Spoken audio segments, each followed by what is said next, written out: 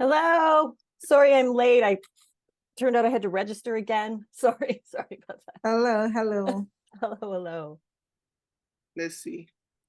Now it was just you were just one. It was just 1 minute. It's just 12:01. Okay, good. Yeah. So welcome, Suzette. We are so happy and we are honored to have you join us. My This is pleasure. the Ottawa Black Book Club. There's just a few of us here. We're usually sometimes we're more, sometimes we're less, but we are so happy to have you here today. So my name is Louisa Ivaze. I'm the founder of this amazing book club. Started this book club as a way of just getting book lovers together to shape the Black narrative, one book at a time. Our club is focused on books by people of African and Black descent only. Yes. So, and this is our last meeting for the year, and also our fourth anniversary. It's been 4 years. So it's an honor to have a Canadian author, join us to wrap up, for our last meeting of the year.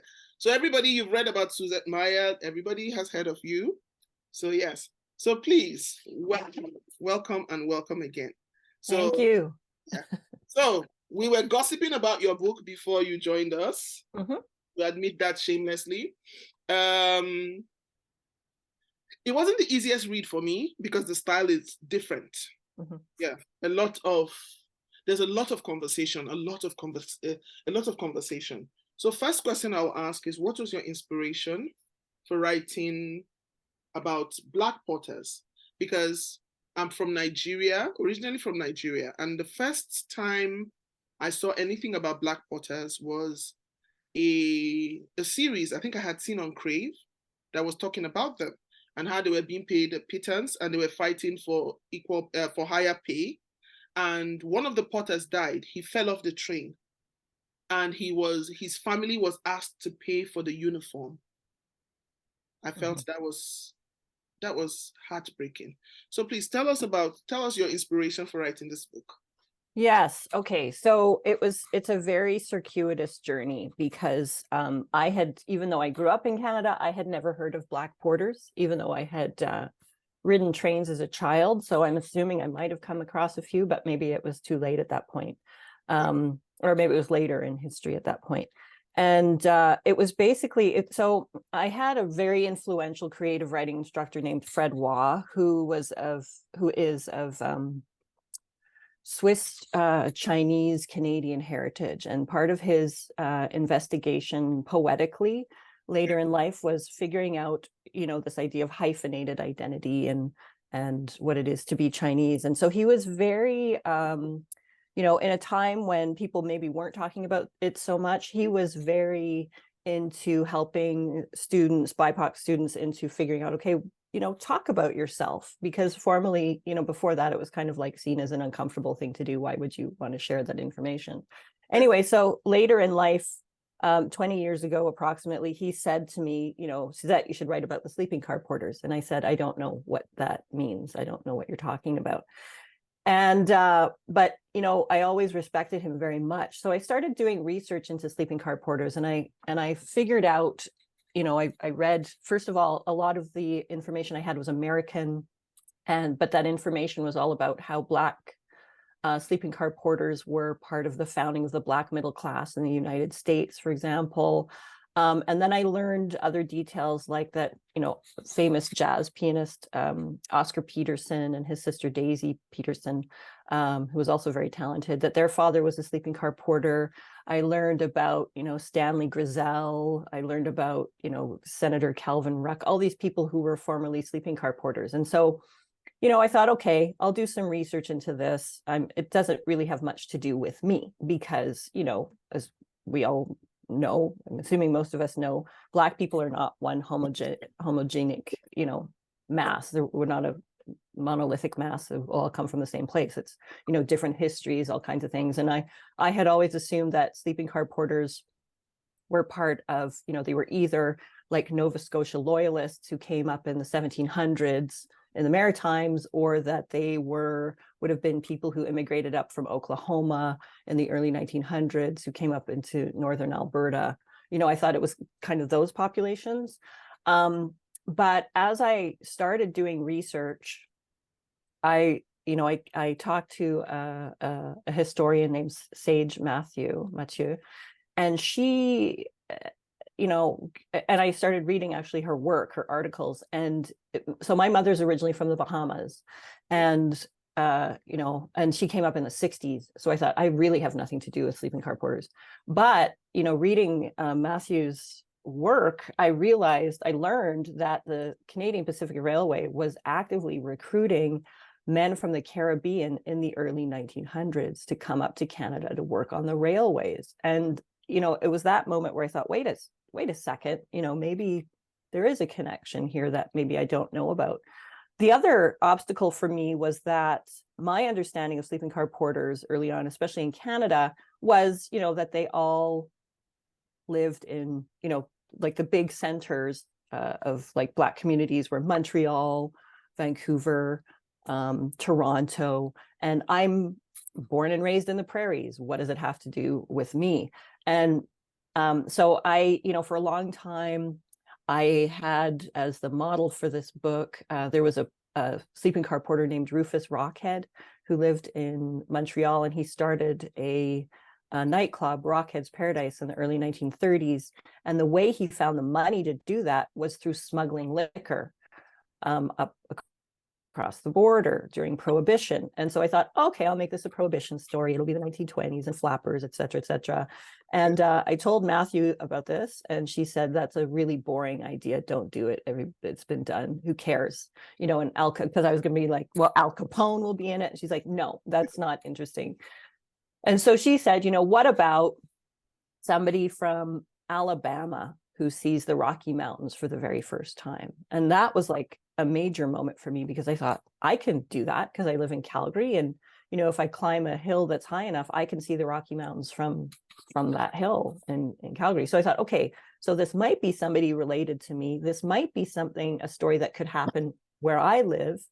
And so as a result, this story that was kind of like basically an assignment from my old teacher started becoming closer and closer and closer to me. And part of, this is a discussion I've had with a number of people, Black people who live in the prairies, is, if you're of a certain vintage, you believe that you're the only one.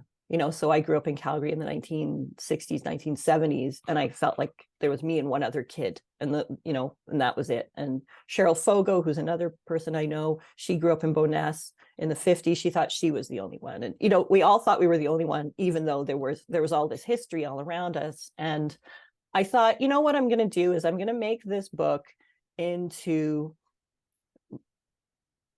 a historical document that kind of addresses the gaps in history, in official formal history and archival history, because there are the official histories that have to do with the building of the country and all of the rich people, the rich white people who made up this country. And then there's the other histories of like the Chinese workers who dug the railways, the Black porters who worked on the railways, those kinds of people who also were super, super essential, but were not, for various different reasons, were not included in the archives. And so I thought, okay, this is going to be my looking at Black history in Canada. And then in addition to that, so it was kind of like a search for this ancestor, maybe I had an uncle, a great uncle or something like that. And then I also realized too that the book that I was missing. So Toni Morrison, I love this quotation. Toni Morrison once said, I think like an Oprah magazine or something like that, or she said it in a few places. She said, if you cannot find the book you want to read, then you must write it. And I thought, the book I am missing is a book about a historical book about a Black person who's also a queer person, and it ends happily. And it takes place in the prairies. And so I thought, I'm going to write this book because that's the book I want to see. That's what I need to locate, what are my origins? And not just like biological, genealogical, but what are my origins in terms of nation and in terms of, all kinds of family. So family and, in all the senses. The book, so as a result, this is just a very long answer to your question. The book started out as an assignment that I was not very engaged with, and ended up kind of a search for family and a search for place and what is my place here. Yeah. And did that influence the style of writing? Because when I start reading a book, if a book sometimes is a difficult read, because I listened to the audiobook 3 times, and then I came back again and started reading the book. So if I have a book that I find a bit challenging, I try to connect with a character and then follow the trajectory of that character's life. So the fact that it started out as an assignment, did that influence the style? Because the style is, there's a lot of conversation going on. So you mean specifically like Yeah. the dialogue, or like I've been told that my sentences are very long and there's a lot of dialogue going on. Okay. Yeah, because I was trying to connect. Okay, so I was trying to see, okay, T.D. Baxter, okay. Let me see, where is he from? Who is, and then what's with the passengers? All of them were annoying. I found all the passengers annoying. I didn't like any of them. Yeah. Okay. Okay, so all the passengers are annoying. That I can get on board with. Okay, so all right, so my style in general, and this kind of continues across all of my books. So this is my 6th book. I started out, like I said, Fred Waugh was hugely influential. I started out actually as a poet. And that was my home base for many, many years. And as a result of that, I have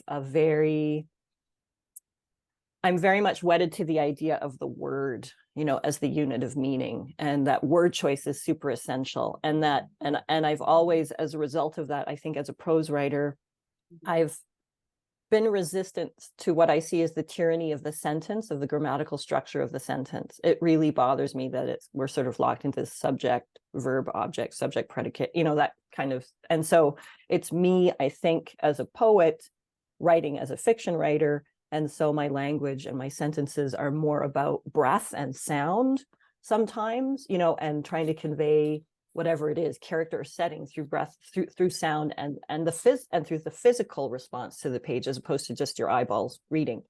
Conversation, dialogue was really, really essential in this text, because the book basically, the book, let me just make a note to myself so I don't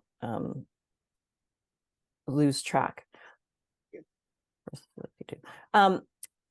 The book is very much, I would say, a psychological study. So probably, like, some of the complaints I've heard about this book is that not a lot happens, or not a lot, it sort of goes on, and it's a little bit boring, and then until the last 50 pages, and then all these things happen.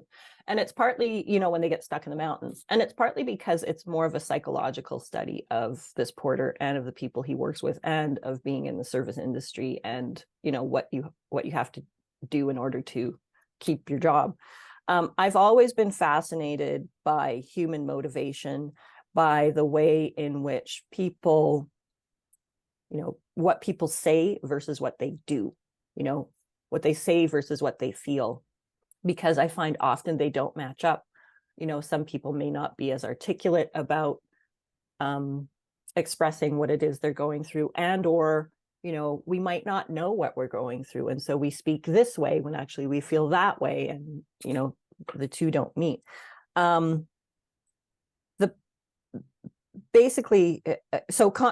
part of my challenge was that I knew this book was going to have a lot of characters, because it's on a train and there are a lot of passengers and whatever, and I needed a way to be able to, for the reader, signpost each of these characters, so that the reader would remember, okay, this is the pulp guy, this is the little kid, this is the grumpy old grandma.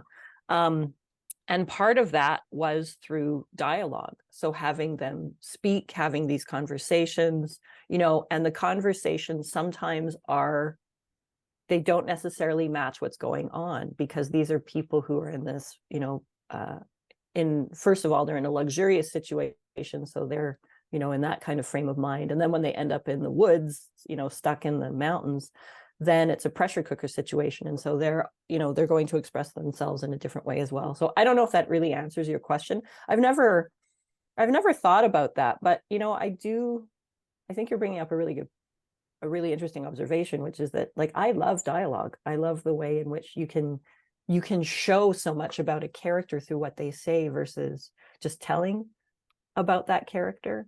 Like, that's kind of the moment of dialogue, is like the moment of truth, where it's the unfiltered character as opposed to a character who's filtered by narration, which is what happens during exposition or Okay. summary, right? So it's like show, don't tell. Basically, it's basically show don't, it's Don't tell. basically show don't tell. Yeah, Okay. you're right. Lydie, I see your hand up. Please go ahead. So I don't monopolize the conversation. Lydie, please go ahead and ask your question. Sorry, I have a meeting, interview, whatever, right after. So I wanted to get this out of the way. Good morning, Miss. It's very nice to meet you. And thank you for your historical book and telling us the things that people want to be buried and not discovered, the atrocities. So I have a lot of questions, a lot of, I'm a note taker. I had my dictionary out. I learned many words. This is definitely one of the most challenging books that I've read, and I love the challenge. I have a lot of questions, but I will just ask one for now. If I have more time, I'll ask. So on page 64, I assume you have a copy. Let me grab a copy, just a second. Thank you. Page 64. My children are going to laugh at me and tell me. Okay, go ahead. Page 64. So, yes, just the third to the last paragraph. Mhm. There is no name for. May I ask? May I indulge? May I ask that you indulge us by reading that to us, please? Sure. So which paragraph? What's the paragraph So start? it's the third to the last paragraph. That's in Nigerian English. I don't know if it exists here. Okay, the one that says there's no name for the There is feeling. no name for Okay. the feeling. Thank you. Sure. So just read that paragraph, or Yes, please. Sure. Yes. There's no name for the feeling inside him because of this card, because of this job. If he could, if she were still alive, he would describe his insides to his Aunt Araminta, and she would tell him the name for when your insides feel the same as a wide orchard of blighted fruit trees. We'll just cut out the rot, says Araminta, peeling the spotty black skin off the top mango in a bowl of mealy mangoes. Just cut out the rot and go for the good. And I'll just read the next paragraph. His first bite of mango tastes bitter, but he chews and swallows and eats some more anyway, because she's the one who's peeling and cutting it up for him, the juice dripping off his fingers and tendriling down his forearms. Araminta chews too, grimacing. That's the section, right? Yes, thank you Yeah. so much. So it makes a lot of sense now that you're a poet, because one of the things I like about your writing style, challenging, but it's very descriptive. Like, you don't just say, oh, he's washing his hands. You tell us how the water drips, how the bell rings. Like, sometimes I can feel myself. I want to feel myself in the train. I wish there's a museum. So that's one of the things I love about your writing. But I wanted to know what was the Russian, like, what does that mean? So basically, this guy is comparing his feelings, like what this job has done to him, starvation, lack of sleep, 3 hours sleep, barely their food, meagerly wages. Is comparing that to a rotten mango that you just take a little bite and leave the rest. Can you tell us more? What was your inspiration for that paragraph? Yes. Okay. So you twigged on it like pretty much immediately. So two of his, let me just remember which section this is. Okay, so this is just also following when he's found the postcard, and he thinks that maybe Eugene Yes. has planted it. He's also just talked to Templeton, who's talking about Jules Verne, and Baxter loves writers and he loves Jules Verne, but it's okay. Yeah. So yeah, one of the strategies, I knew that two of the big obsessions for this character in the book, because of the conditions he was working in, was that he would be eternally sleepy and he would be eternally hungry, in addition to all kinds of things. So a lot of the kind of metaphorical threads that I use throughout have to do with food. you know, and also sometimes the combining of food and sleep. So I think there's one section where he has a nap the size of a poppy seed or something like that. And so that was what I tried to thread throughout. Now, this moment in particular has to do with food that, you know, normally delicious food from someone he loves that has been tainted, that has been contaminated. And I think that it can be read in a couple of ways. It can be read, you know, first literally, which is that, you know, he had this experience with Aunt Araminta, and it just shows like her trying to tell him to always find the good in everything or make the best out of everything. I think it also has to do with his fixation on food. It has to do with the fact that mangoes, for me at least, are one of the most delicious fruits ever. And so there he is in this job that pays him a ton of money, you know, relatively speaking, and is one of like the most coveted jobs within specific communities at the time, within the Black community. He also has just, you know, seen that postcard, which is suddenly waking up all kinds of desires in him, but he cannot act on them, and it's also illegal. So it's this beautiful thing has also been tainted. And then also coming across Templeton, you know, one of Baxter's big escapes is through literature. And so the whole idea of meeting a famous writer or whatever, or meeting a famous person, and somehow, like, even psychologically getting out of this really constrictive, constrained, unhappy space, you know, this is a moment of potential happiness, but Templeton taints that as well by actually lying about it and turning it into a joke. So I think it's just a moment of, you know, something like all kinds of potential beauty being tainted and twisted and distorted, basically. Thank you. Yeah. Thank you. Thank you for that question, Lady. So I'm going to go from where he found this postcard, you know, postcard folded in half. He extracts it, his hands still damp from cleaning the toilet, the insides of his nose still puckered from revulsion. He unfolds the postcard, his thumb grips it. 2 naked men, 1 Negro, 1 white. So this was the 1920s. So there's racism, and then there is homophobia. So it's interesting how in the society we live, things exist and people would rather not talk about it. People would rather bury and act like it doesn't exist. Because when I got to this part, I went, oh, so if at that time this was not supposed to exist, this was illegal, who designed this poster? And what was it doing there? The person who hid it there, did the person go in there to get his freak on in the toilet, in the privacy of the toilet? And it's not only just 2 men, it's 1 Negro and 1 white. I don't know if at that time interracial relationships had been legalized. And this is not just interracial, this is not just a Black man and a white woman, or a white woman and a Black man. This is 2 men. So talk to us about that. So about yes, at that time, yes. Talk to us about that. Okay, that's huge to unpack. All right, so I love that I'm in my office. Just give me a second. Okay, sure.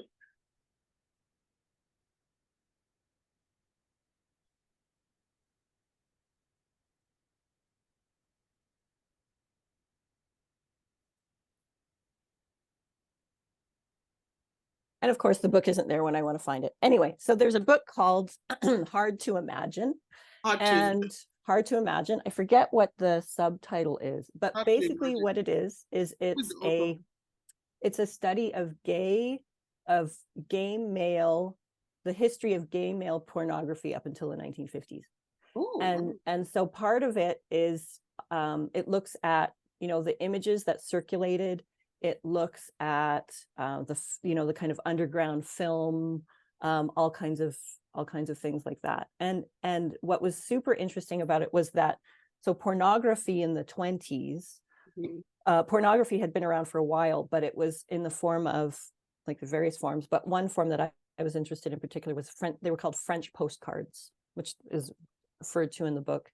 And they were illegally made photos of people in various stages of undress doing whatever it is to each other. And they were, it was kind of like, they were circulated, like you could buy them in like, you know, if you knew the right store in Paris, you know, and you knew the right person and you said the right word, you could get these cards.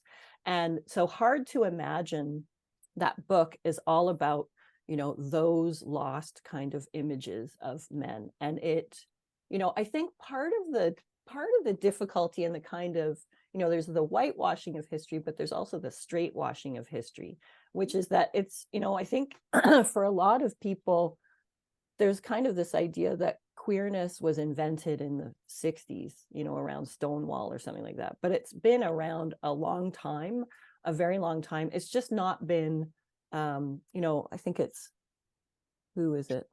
There's a theorist who talks about how it's a history that people don't want to see, and that, you know, archivists will deliberately kind of like, some archivists or historians will deliberately not they will not see it. So you can have, for example, you know, those peat bog people, you know, who are people of like hundreds and hundreds and hundreds of years old who've been dead, and, you know, their bodies preserved and mummified in the peat bogs, and I don't know, in Scotland or whatever. And I think there are literally two men, you know, together with their arms around each other and swords next to them. And people are like, well, they've got to be brothers. They've got to be brothers. No, they've got to be brothers, as opposed to, or not, you know. And I think it's because there's this understanding that only now have we named it and accepted it. But like, you know, even talking to members of my own family, there's the aunt who had her friend, you know, that was just her friend. And who knows what's going on there. But, you know, maybe, like, if you think about it, probably they were lovers, for example. So this postcard is me kind of plucking from, I never saw this image in particular, but I did see, you know, images of Black men, images of white men, people naked, all kinds of things. And this is me kind of creating, okay, here's a potential postcard that could have existed, that was probably destroyed, because that's what happened with a lot of pornography or erotic, you know, photograph collections, where, you know, if you're a gay man and you're closeted, you're going to make sure you have a friend or a relative who, okay, the second I'm dead, there's a box in this closet, take it and burn it, because it's got all my letters, it's got all my photos, et cetera, et cetera. So this is me once again trying to, you know, do that, what Saidiya Hartman calls critical fabulation, which is when you have histories that are irretrievably lost. As a fiction writer, you know, you do your due diligence as a historian and you find everything you can, but there will always be gaps. And so as a fiction writer, you make it up using those rules. You connect the dots. And it's not that it's incorrect. Yeah. It is correct. It's just there are no receipts for that. You know what I mean? So for example, and then, you know, this is a question I've been asked a few times, which is, so who hid the postcard? So who is this? It's not Eugene. I mean, I kind of want to leave that up to the reader to figure that out. I think you're absolutely right that it was somebody who went in the bathroom to get his freak on. And my personal feeling is that it could have been, there's a couple there who, you know, just make a brief cameo. It's a man and a woman, and I think they're arguing about hotels or whatever, and it's that man, and he gets off at the train at the next station. So, yeah.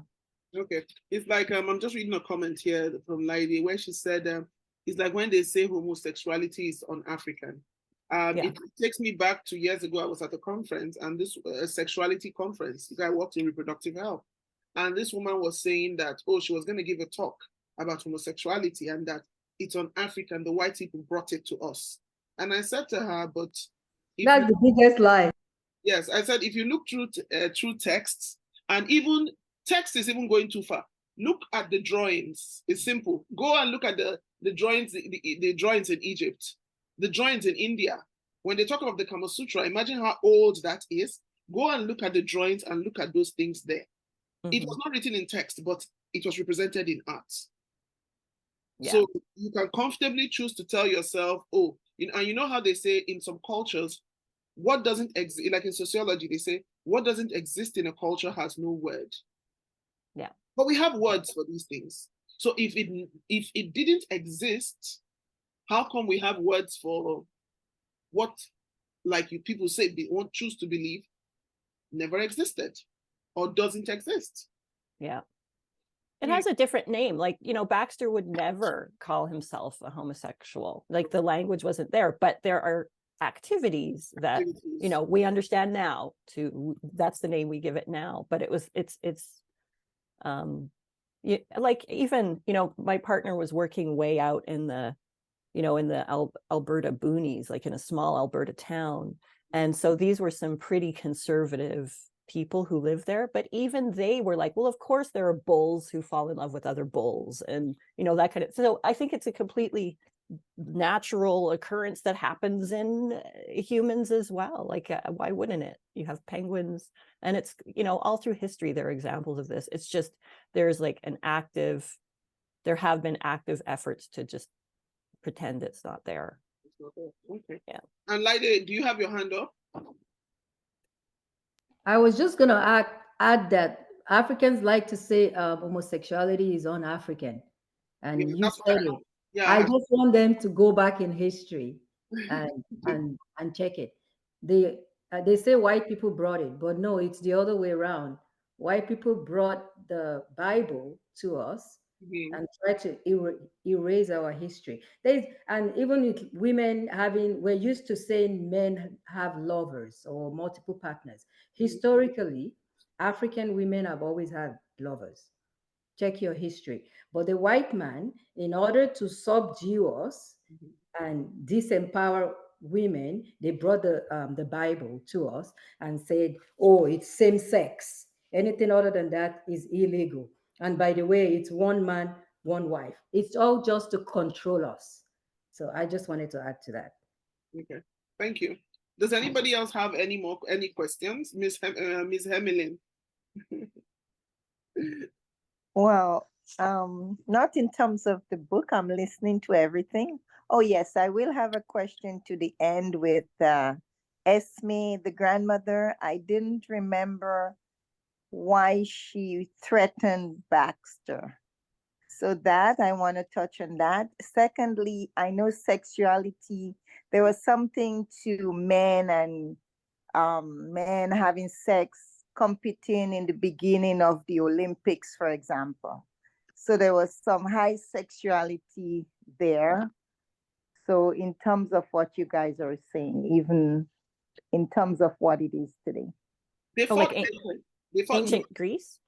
Do you mean like ancient Greece? Yeah. They fought naked and they had their bodies oiled. And yes, then they fought yes. naked. And I'm like, thank you. Really? Okay. It doesn't get more. I mean, come on, all oiled and naked. Okay. Okay.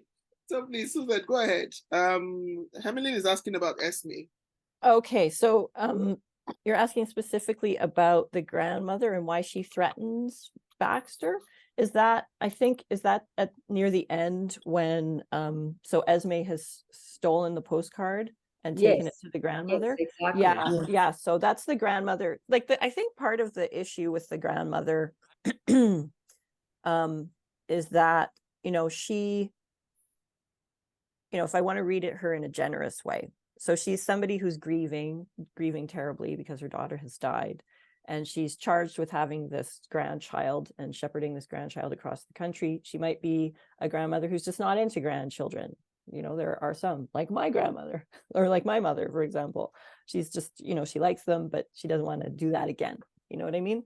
And so she's kind of ambivalent about this child. And then I think she's also just at heart, just a basic racist, like a regular racist, but is also part of an era when it was perfectly acceptable to give your children to Black people to take care of, so part of that whole kind of mammy culture where, you're racist like crazy, but you get Black people to take care of your kids and raise your children. Okay. Etc. So that's what so she basically treats him that way as child, natural, and the natural person to take care of her grandchild. And then when so I think she resents him anyway because he's a Black man. And then when she finds this postcard, it's like, okay, this just confirms everything that's wrong with him. In addition to which, he's able to connect with Esme through that book, the Story Yes. of Jupiter, right? Which is a book that she just doesn't want to have anything to do with. I mean, when you think of the time and the whole idea of scientific fiction, it's a pretty fringe. It's a fringe area of reading. It's not what everybody was doing. It was seen as for children. And so why is this grown man reading this material? And it's connecting with this granddaughter whom she cannot connect with. And then this whole postcard, this French postcard. So everything about him is wrong for her. Yeah. But was he suspicious of her from the moment she came on? He did feel somebody was going to report him or something. I think it was her. Yeah. For him, in an alternate, like earlier version of this book, there was a whole kind of storyline about a spotter. And spotters were basically undercover spies who would try to catch out porters and report them. And so I think he's going to be suspicious of everyone, but this grandmother in particular, this older woman in particular, I think she strikes him as particularly hostile. Like, she's just not very friendly. And unlike other passengers who, aren't friendly either. But this one, she seems, verging on hostile towards him. So I think that's probably why he suspects that she'll be the one who rats him out at some point. Thank you. Appreciate it. Thank you, Emmeline. And then the encounters, I'm still, I had brought up those encounters earlier. They were in the bushes and so short. Mm-hmm. And so I was curious because I tried to follow, because of the number of characters, I was trying to follow Baxter to say, okay, so did he have a boyfriend per se, or it was just the sporadic encounters he kept having with different gay men? Mm-hmm. Yeah. Yeah. I would say it was sporadic encounters he had with various gay men, but he I forget what's his name. The man he meets in Winnipeg, he returns to Winnipeg thinking that maybe they could connect again, except that then that. Is it the one with the wife? Yeah, no, the one with the mom, the one with the mother. Okay. I'm sorry, I can't remember the names of my own book. It's been anyway. So I think he's somebody who, is looking for love, but you're not going to find it very easily. You're not going to be able to have that kind of sustained relationship. And I think the closest he gets to having a boyfriend would probably be Edwin Drew. Like, hopefully it came across that there is a sense that they did have continued interactions, sexual interactions, liaisons. But at no point does he,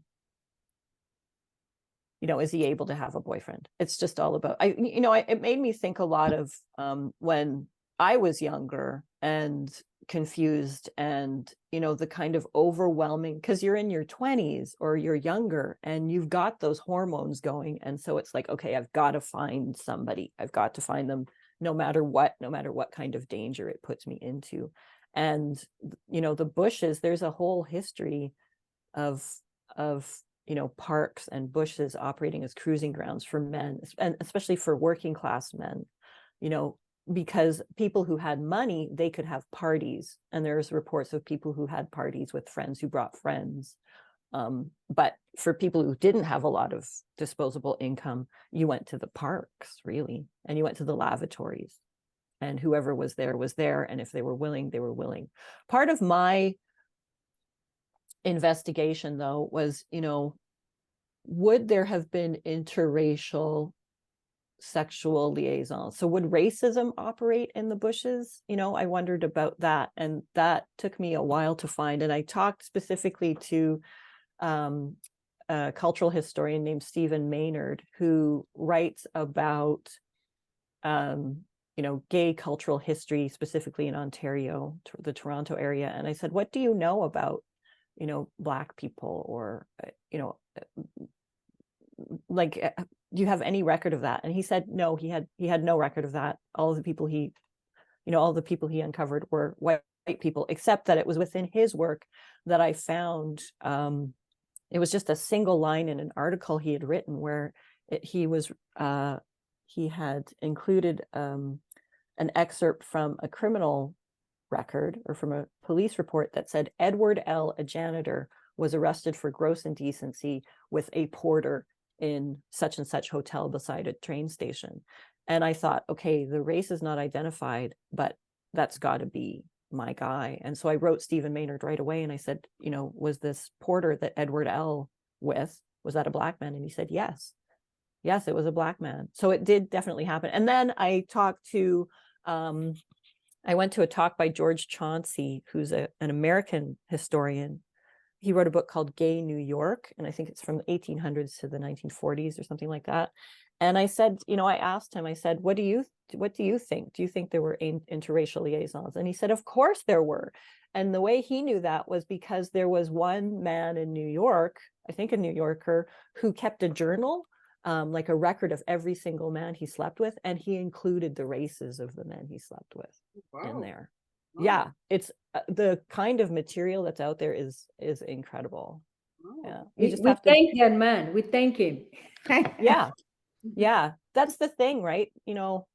People who it was very hard to find that information. I remember going to the University of Winnipeg archives because I had come across what I thought was going to be, the Holy Grail, because I was told that there was a box of interviews with gay men who would have come of age in the 1930s and 1940s, talking about their experience in Winnipeg. And so I went to this archive and I put in my request for the archive, and the archivist brought it to me, and I opened the box and it was empty. And it was empty because either the men or their families had said they don't want this information released because there was still shame. And I think there must have been one historian who got access to that box before it was embargoed, because there's a book called Prairie Fairies or something like that by Valerie Koronek or whatever, and she's referring to that box, but I could not get access to that box, and I tried as hard as I could. I was like really nice, and I said, and I'm a professor, and I'm gonna, I'll do right by these people, please, and I'll keep it anonymous. And the archivist did their job, and they said no, it's not allowed. Wow. Yeah. Okay. And I think you were talking, sorry, about Nicholas Lesyuk. Oh yeah, Lesyuk. That's right. Yeah, thank you very much. Yeah. Okay. Camille, I see your hand up. Yeah, morning. Well, morning for me. I'm in Vancouver. As Louisa said earlier on, like all the passengers were annoying. But there was a redeeming passenger in the end, Mrs. Tupper. Mm-hmm. Why did you choose her to be the one that tries to save him in the postcard incident, and then gives him like basically the remaining money he needed? Yeah. Mrs. Tupper. Okay. All right. So I don't know. Sometimes I think I buried this too deeply, but was it clear who was Miss Tupper's father? This was a question I had, and I thought of it. The mother and the daughter, yes. Yeah. I think it was relating to him. Was he the father? No, but Miss Tupper is mixed race, and she's passing, and it's kind of subtle, but she's passing. She doesn't know what her origins are. She doesn't know who her father is. And so Mrs. Tupper, like, what I wanted to convey about her is that she's an artist. She's, a lot more open-minded. She's, she's the one who rescues him with the postcard and calls it Greek love. Like, she's a highly, she's educated herself and is very, is an autodidact, I would say. And part of her history is being a bohemian and sleeping with a black man and having this child. And Miss Tupper is that child. And so she has a sympathy, so there's, in the book, there are the so-called allies, like punch-in, like Judy, for example, who says, I'm the daughter of abolitionists, but she's terrible. So she talks about being, for basically Black rights, but does not act on it. And then there are the allies like Mrs. Tupper, who's actually going to, who's actually acting out that alliance. So basically, Mrs. Tupper, what she sees, I think what she recognizes in Baxter is that he is like extraordinarily special, and she can help him. And so she's the one who wants to know his name, and is willing to see him as a person rather than as an appliance. Okay. Oh, Camille, do you have any more questions? Sorry. oh no, I'm glad I asked that, because I completely missed that, and now it makes complete sense. It almost makes me want to go back and read. Yeah. I do one more question. The imagery of the a glowing man in the linen cupboard, and I was about to ask that's the hallucinations. Is it his yes. life? Say that again. So what's the question? So if you could expand, what were you doing there? Because I thought that part for me was the most difficult to grasp. I think in the end you said it was Baxter, but I wasn't sure. I didn't grasp it. So if you could expand. Yeah, for sure. So Baxter is suffering from hallucinations, from being sleep deprived, but he also, the problem is there's so many drafts of this book, and I'm trying to remember if this is the final draft. So in this book, Aunt Araminta notes that he is somebody who basically has the gift of the second sight, right? And so he does have that specific kind of power, and that, but not in an overt way. And it also could be like, do we actually believe him because he's so sleep deprived? Maybe he's misremembering. And then we have, the seance woman, the spiritualist, who comes on and who also kind of registers the presence of that glowing man by stepping over him as opposed to through him. My feeling, and the glowing man disappears. The glowing man disappears, and I believe it's towards the end of the book when there has been a moment of revelation for Baxter. And so my feeling throughout all of this was that the glowing man is Baxter, basically. It's a projection of him in his agony. And, and when he becomes more comfortable, that's when the glowing man disappears.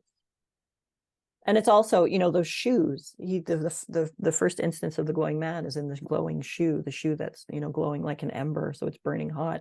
And shoes have tremendous significance for him because they're sort of the symbol of the humiliation of this job, where he has to do this work, and it also keeps him from sleep. And and so in a way, they're dangerous. That's why they're glowing. They could burn him. They are burning him. Does that answer your question? Camille?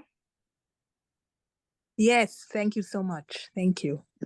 So I was also going to ask, it's sad that, and it's interesting that a lot of the people who took these jobs back in the day were quite educated, mm-hmm.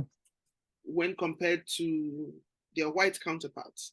But what was it about dentistry that was so appealing for Baxter?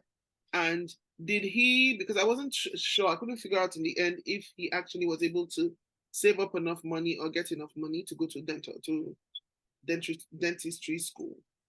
Yeah. Success with teeth. So. Yeah. Okay.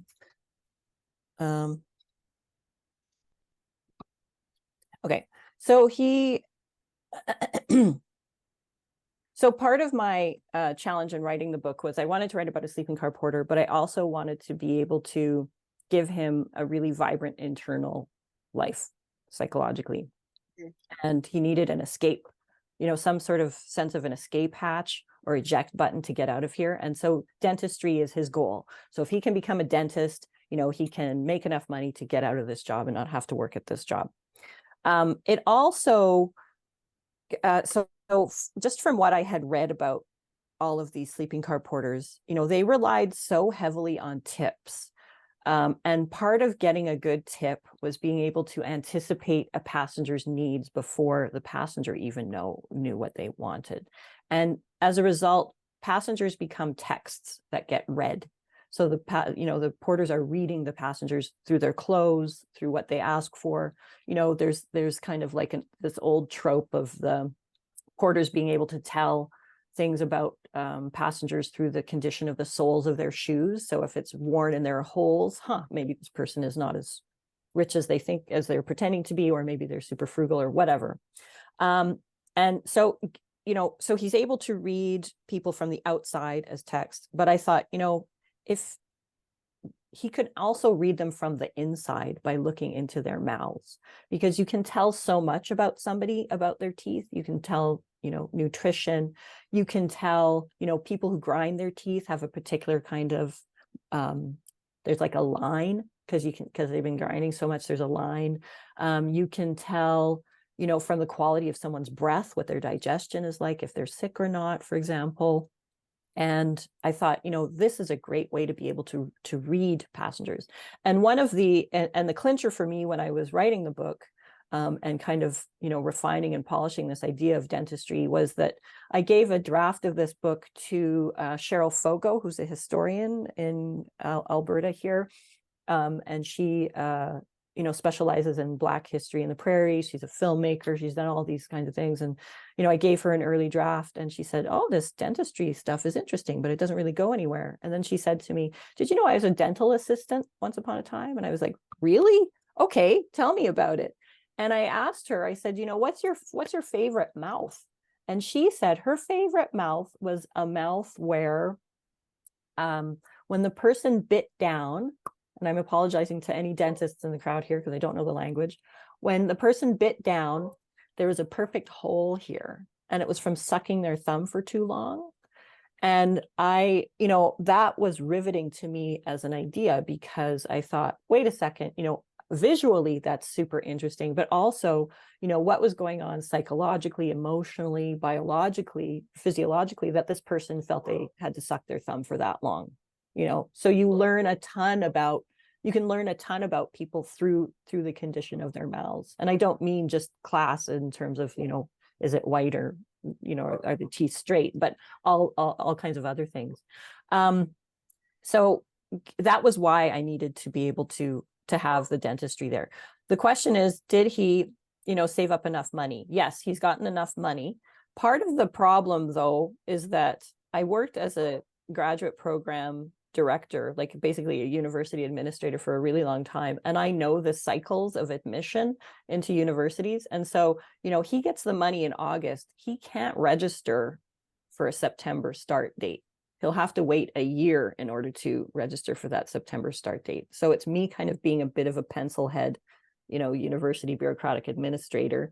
But people reading this book, I had a friend who was like, oh, so he gets the money and he's not going to go to school. And I'm like, well, he can't. He's still working and he still has to fill in the paperwork, et cetera, et cetera. And she's like, oh, okay, I didn't know that. And I'm assuming that's how it worked in the 1920s as well. Like the semester was just about to start. You can't just pay your money and go in. You have to be accepted. There's an admissions process. Anyway, and then the other question that has come up, and this isn't a question you asked, but it's one that I asked myself a lot, and I recently found an answer, which was, the question was, would he have been able to practice dentistry in Canada? Because from what I had understood, being a sleeping car porter was the best job you could get as a Black man in Canada. And that was it. That's what I'd understood. And so I assumed that, okay, he could go to McGill, get his dentistry degree, but then he'd have to move to the States because there's just a bigger critical mass of Black people there and more of a professional class there. But I was recently, just this past summer, I was in Denman Island in BC. And somebody told me about there was a dentist, a Black man who was a dentist who was he was kind of a mobile dentist. He would travel around fixing people's teeth in 1906 in Barkerville. So, I think once again, we're dealing with a history of, you know, certain things are recorded and other things are not recorded. And that was fascinating to me. So it's entirely possible he could have stayed in Canada and practiced dentistry, however that might have looked like. You know, he might not have been with a big firm on a corner in a sandstone building, but he could have practiced dentistry in another way, possibly. Wow. Quickly, sorry, why McGill? Why McGill? McGill, because what I had to figure out was, okay, it's the 1920s. What university, A, had a dentistry program, and B, would have accepted Black students? And so McGill, you know, there were, I know they certainly had quotas for Jewish students, but I had read about not a Black student in dentistry, but a Black student in another faculty. And I hadn't found any evidence that there, so this is like a double negative. There were not Black students accepted into dentistry in McGill. There was nothing saying they couldn't be. So, and, you know, I find as a novelist, often what you're dealing with is the exceptions. And so why not? There was another Black student in another faculty, why not in dentistry? And for me, I Thank had, you. thank you, Hamelin. So I also wanted to ask about the identity, the trivializing of the identity of car porters. I mean, of sleeping car porters.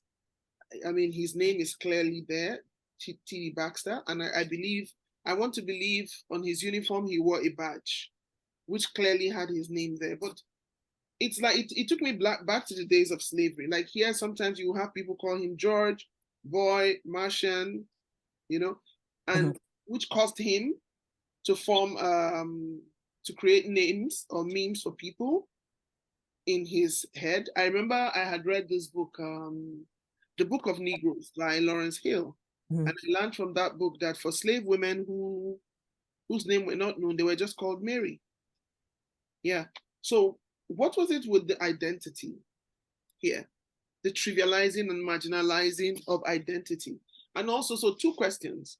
Trivializing and identity and trivializing and marginalization of George's, of not just T.D. Baxter's identity, the general identity of sleeping car porters. And what was the second question? I forgot the second question. It just, Okay. Yeah, it So, just. So is the question kind of why George, for example, or No, but why in general? Why? why in general? Yeah. In general, yeah. Why? Yeah. Okay, so I hope I have an answer, and I hope I'm understanding the question correctly. So I'll just tell you everything I know, and hopefully there's an answer in there. I think it was around the mid 1850s, and forgive me if you already know this history. It was around the mid 1850s, maybe 1860s. I can't remember. Anyway, when George Pullman in the United States started Pullman cars, and basically the premise behind Pullman sleeping cars, was that prior to that, traveling on trains was super uncomfortable, and nobody, you know, this is not where you get a good night's sleep.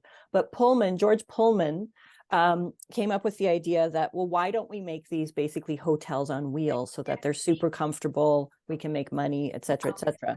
So he created the idea of the luxury passenger car where you could have berths and, you know, food and whatever, you know, all of the accoutrements. But in addition to that, you would also have servants. And so what he drew from was that old South, you know, slavery past of having Black servants. And so in the United States, you had Black maids on trains, and you also had these Black sleeping car porters, and they had to be a certain height, and they were also supposed to be darker, because then there was less of a chance of whatever, I don't know. Anyway, this crept up into Canada, became something that happened in Canada. And the reason why the men, it's a racial epithet, why they were called George, was because of that slavery history where, you know, the enslaved person was given the name of the owner. And so that's why the men were called George. or that's why sometimes they were called George. Not everybody did this. And, you know, I don't know even though if they necessarily would have had badges with their names on them, because I think there was actually a movement among the porters at a certain point to have a plaque in the front of every car that had their name on it, like their actual name. And there was also a kind of satirical association of, you know, men named George, but this included also white passengers as well. And so so this fighting back against George, I think because they were their names were not of interest. It was they're supposed to be part of the wallpaper and part of this luxurious experience. And the sad thing about this, of course, is that, you know, the better you were at your job, the more invisible you were. But that's how you got the tips. Oh, wow. So being as subservient and being on call, that was how you made your money. And, you know, it was basically baked in to the whole system that sleeping car porters would be trivialized. That's part of the deal of if you're a passenger on one of these trains. Does that answer your question?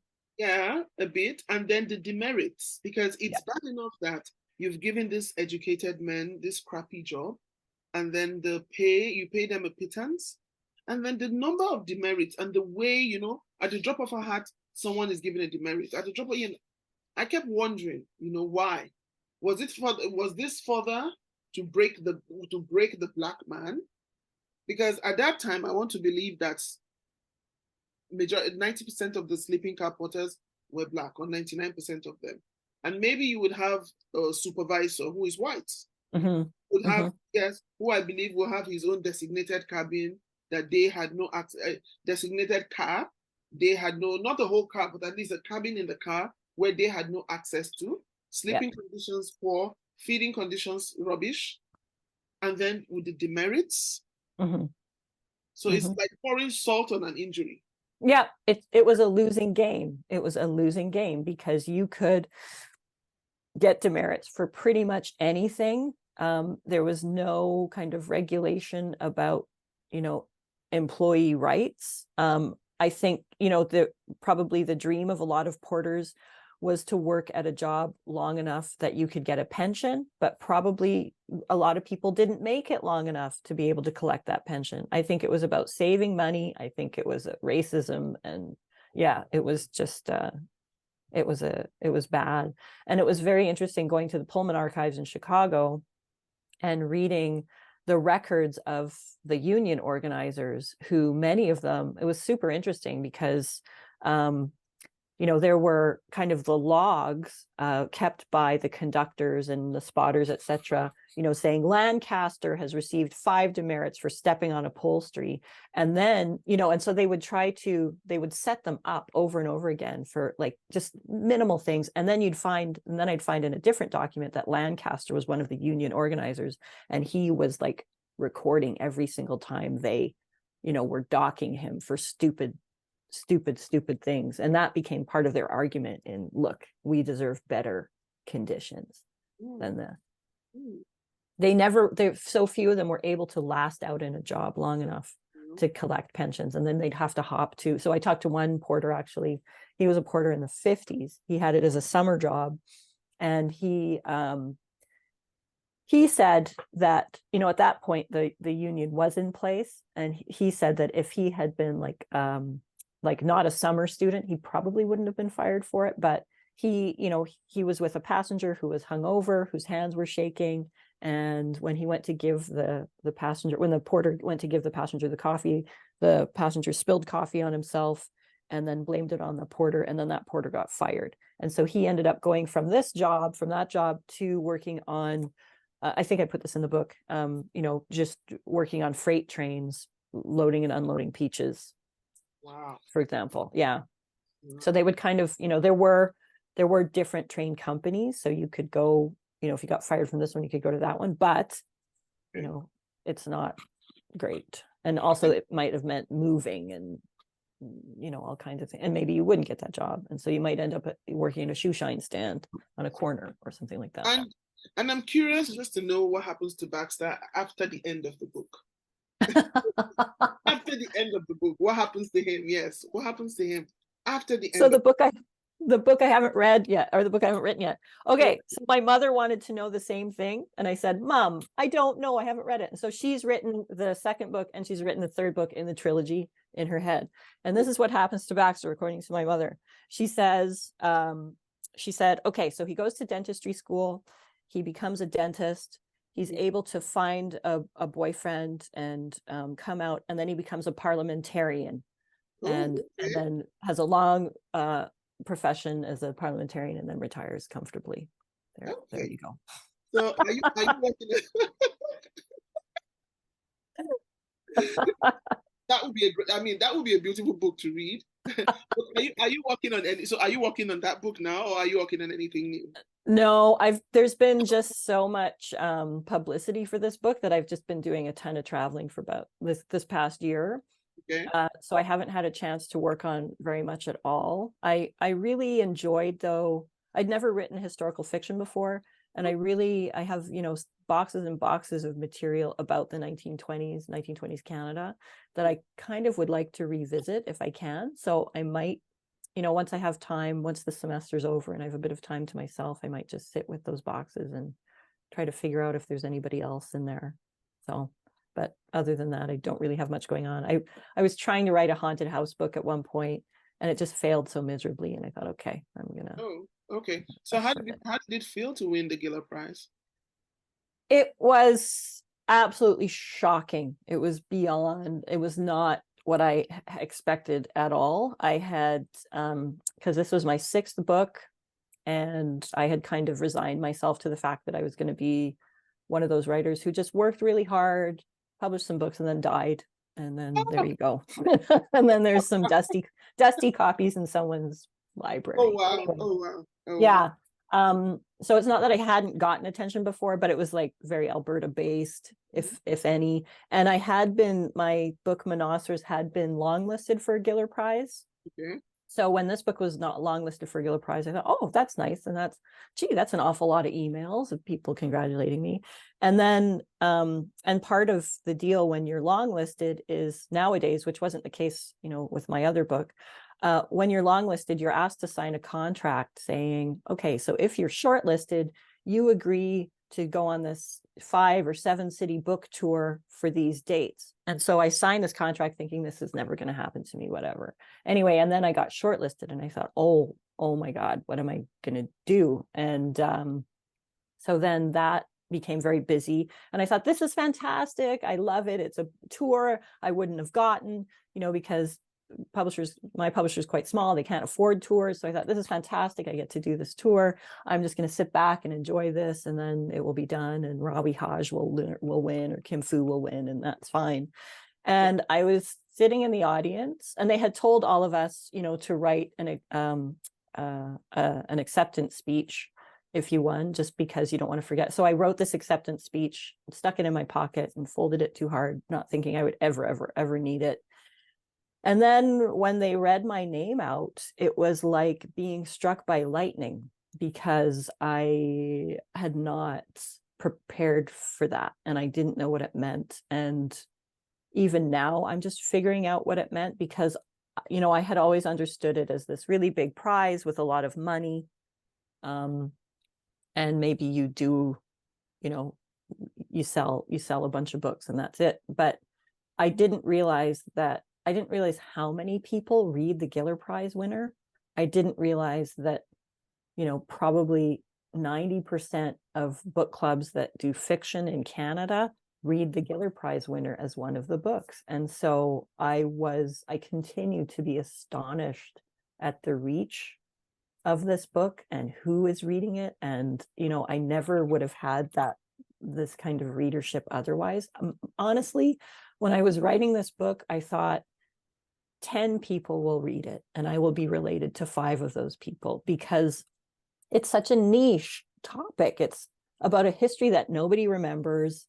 It's about a queer man. It's set in Canada. Who's going to want to read this book? And in addition to that, there had just been, CBC had that show, The Porter, that had just come out. And I remember my mother saying to me, oh my God, you have to get your book out now. You have to, because that CBC show is up. And so many people thought that this book was the novelization of that TV show, so I thought, okay, I'm done. But I was actually glad that the TV show came out, because I had worked so hard in this book, assuming that readers wouldn't know what porters were.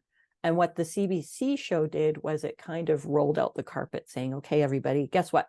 Porters existed. This is who they were. This is what they did. And so that kind of work was already done for me.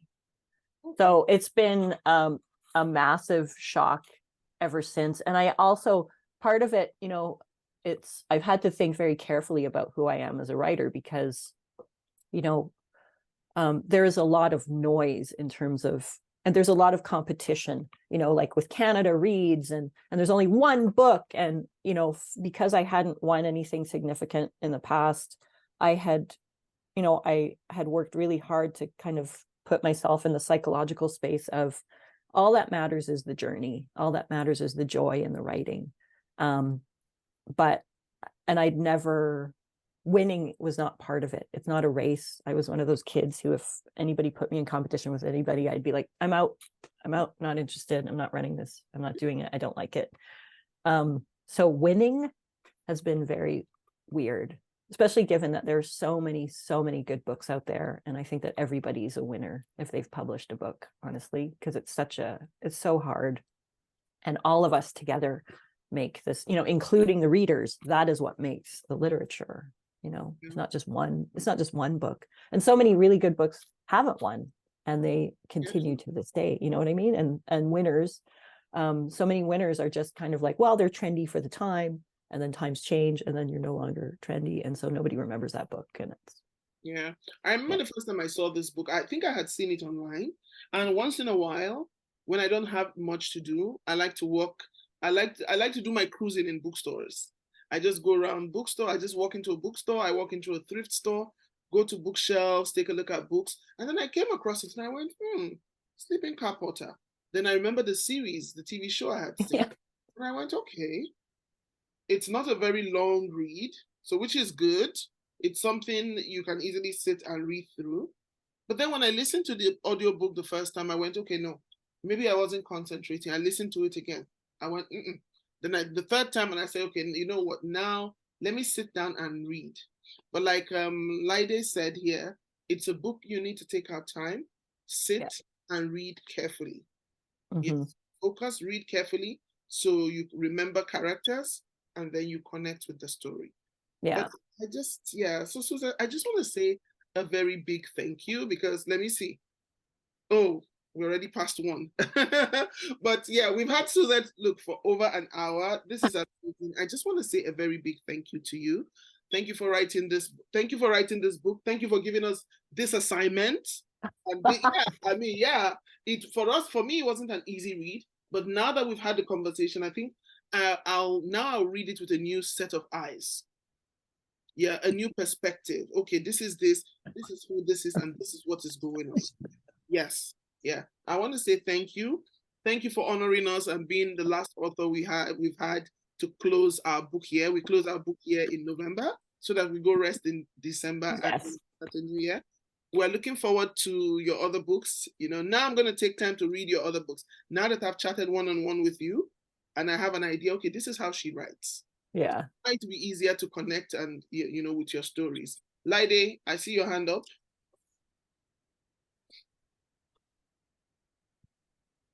Oh, I think you're Sorry, muted. let me unmute. Oh, I was just going to say, Miss, watch out for my 300 words review.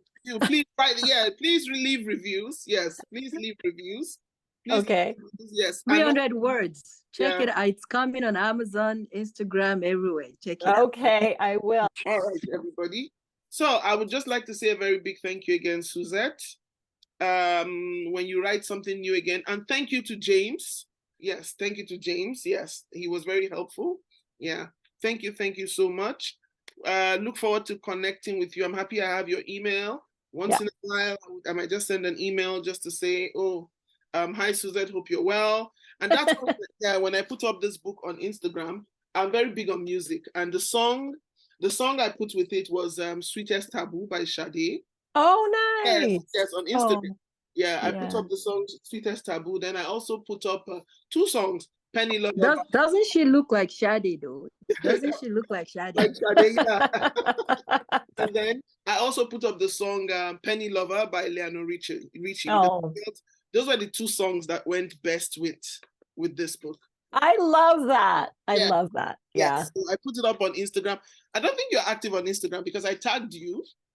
No, I don't do social media anymore. Yeah, but I tagged you there. So those were the 2 songs I put with this book. I always believe that every book should have a song. So I agree. yeah. So thank you again. Thank you. I have another presentation at 1:30. Thank you. Thank you. Yes. So thank you Thank you so much. everybody. Thank you both. Thank you, everybody. Right, Thanks. bye-bye. Thank Bye. you.